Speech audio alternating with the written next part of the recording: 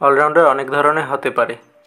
কেউ batting bowling দুই বিভাগেই সমানতালে ভালো করেন, কেউ একটিতে বেশি আর একটিতে কম, আবার দুটোই একটু একটু পারেন এমনও আছেন। মেহেদী হাসান মিরাজ কোন দলে? ওয়ানডে ও টেস্টে মিরাজ পরিপূর্ণ অলরাউন্ডার, সেটার প্রমাণ অনেকবারই দেখা গেছে। কিন্তু টি-20তে এ জায়গায় মিরাজের অলরাউন্ডার সত্তায় একটু যেন কমতিই আছে, অন্তত আন্তর্জাতিক কেরিয়ার সেটাই বলছে। সব মিলিয়ে বিপিএলেও কিন্তু তাই। কিন্তু কেরিয়ারের এ পর্যায়ে মিরাজ যেন সংস্করণের দিক থেকে অলরাউন্ডার হয়ে উঠছেন, যার প্রমাণ এবারের বিপিএলে মিরাজ কী করছেন? খুলনা টাইগার্সের হয়ে মোট রান করেছেন 353, এর চেয়ে বেশি রান করেছে বিপিএলের 6 জন। তার মানে আহামরি কিছু নয়। তবে মিরাজ এবার সময়মতো জ্বলে উঠছেন, দায়িত্ব নিয়ে ওপেনিংয়ে এসে পারফর্ম করছেন। শুরুটা করেছিলেন 3 নম্বর দিয়ে, এরপর কখনো কখনো 5 নম্বর, কখনো কখনো 3 নম্বর, এভাবেই খেলে গেছেন। তবে এই পজিশনগুলোতে সেভাবে রান পাননি। সর্বোচ্চ 39 সিলেটের রংপুর রাইডার্সের বিপক্ষে। বিপিএলে মিরাজ প্রথম ওপেন করেন 19 জানুয়ারি চট্টগ্রামে, তখন করেন 13 বলে 26। পরের ম্যাচেই অবশ্য 3 নম্বরে। মিরাজ ধারাবাহিকভাবে ওপেনিংয়ে নামতে শুরু করেন 23 জানুয়ারি দলের নবম ম্যাচ থেকে। এরপর ওপেনার হিসেবেই খেলেছেন আরও 3 ম্যাচ। সিলেটের বিপক্ষে করেছিলেন 50 বলে 70, পরের 2 ম্যাচে 18 বলে 29 ও 12 বলে 21। এরপর সর্বশেষ ঢাকা ক্যাপিটালসের বিপক্ষে বাঁচা মরার ম্যাচে খেলেছেন 55 বলে 74 রানের অপরাজিত ইনিংস। টানা 4 ম্যাচের এই পারফরম্যান্স তার গড়টাকে এক ঝটকায় নিয়ে গেছেন 32-এ। সব মিলিয়ে ওপেনিংয়ে 5 ইনিংসে ব্যাটিংয়ে নেমে করেছেন 220 রান, বাকি 7 ইনিংসে যা তার 133। মিরাজের এই রানে থাকায় দুটি দিক বিশেষভাবে উল্লেখযোগ্য। একটি হচ্ছে পাওয়ার প্লের কাজে লাগানো, আরেকটি মোটের উপর স্ট্রাইক রেট।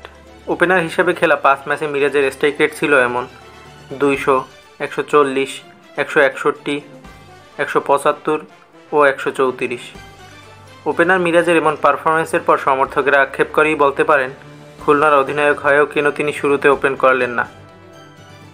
এমন ব্যাটিংয়ের পাশাপাশি ডানহাতি অফ স্পিনেও 10 উইকেট হয়ে গেছে মিরাজের। বিপিএলে ব্যাটিং পজিশন পাল্টে পুরোদস্তুর অলরাউন্ডার হয়ে ওঠার পর মিরাজকে নিয়ে হয়তো আন্তর্জাতিক টি-20তেও নতুন কিছু ভাবা যেতে পারে।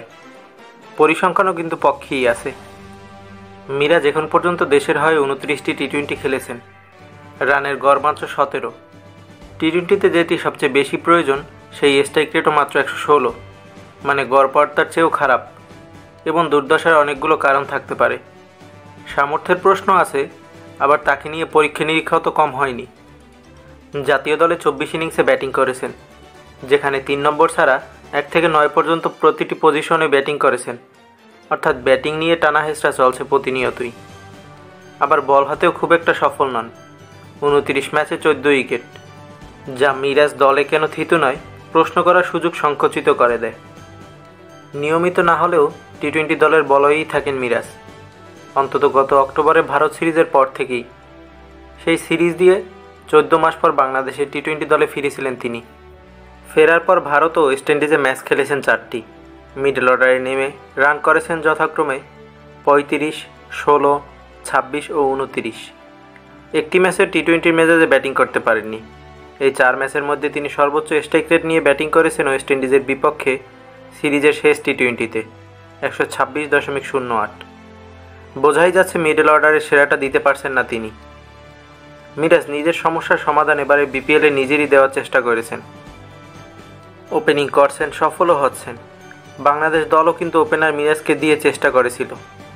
2022 এশিয়া কাপে 4 ম্যাচে সে পরীক্ষা নিরীক্ষার 2টিতে 35-এর উপর রান করেছিলেন মিরাজ, কিন্তু ধারাবাহিকতা রক্ষা হয়নি।